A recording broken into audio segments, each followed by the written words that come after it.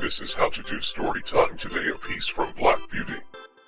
Part 1, My Early Home.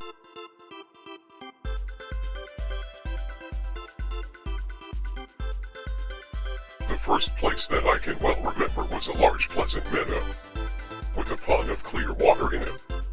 Some shady trees leaned over it, and rushes and water-lilies grew at the deep end.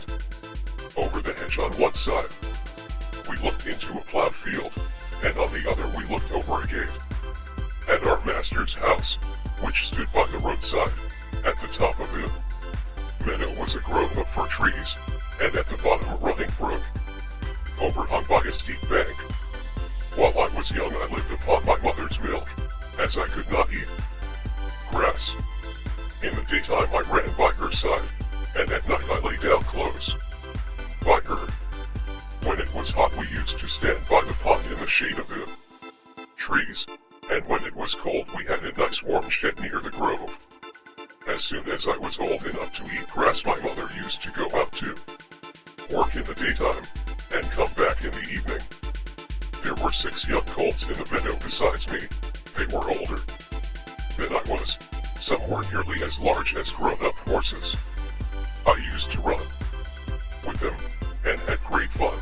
We used to gallop all together round the field as hard as we could go. Sometimes we had rather rough play, for they would frequently bite and kick as well as gallop. One day, when there was a good deal of kicking, my mother whinnied to me to come to her, and then she said, "I wish you to pay attention to what I am going to say to you.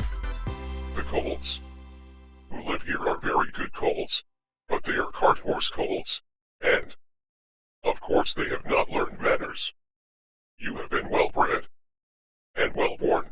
Your father has a great name in these parts, and your grandfather won the cup 2 years at the Newmarket races.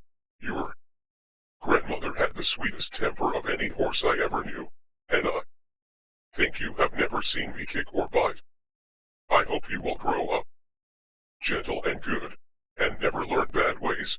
Do your work with a good will.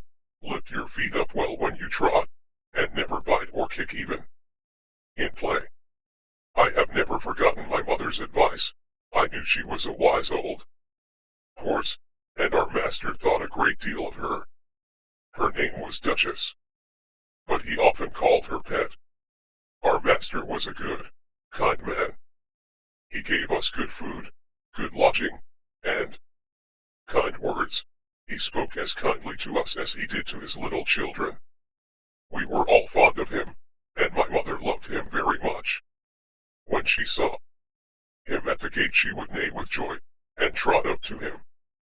He would pat and stroke her and say, "Well, old pet, and how is your little darky?" I was a dull black, so he called me Darky. Then he would give me a piece of bread, which was very good, and sometimes he brought a carrot for my mother. All the horses would come to him, but I think we were his favorites. My mother always took him to the town on a market day in a light gig.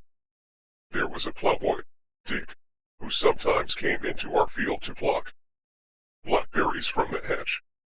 When he had eaten all he wanted he would have what he called fun with the colts, throwing stones and sticks at them to make them gallop. We did not much mind him, for we could gallop off, but sometimes a stone would hit and hurt us. One day he was at this game, and did not know that the master was in the next field, but he was there, watching what was going on over the hedge. He jumped in a snap, and catching Dick by the arm, he gave him such a box on the ear as made him roar with the pain and surprise.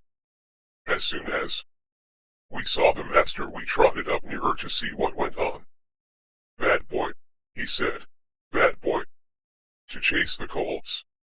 This is not the first time, nor the second, but it shall be the last. There, take your money, and go home. I shall not want you on my farm again." So we never saw dig anymore. Old Daniel, the man who looked after the horses, was just as gentle as our master, so we were well off. That, children, was part 1 of Black Beauty. If you want more, then thumbs up this video.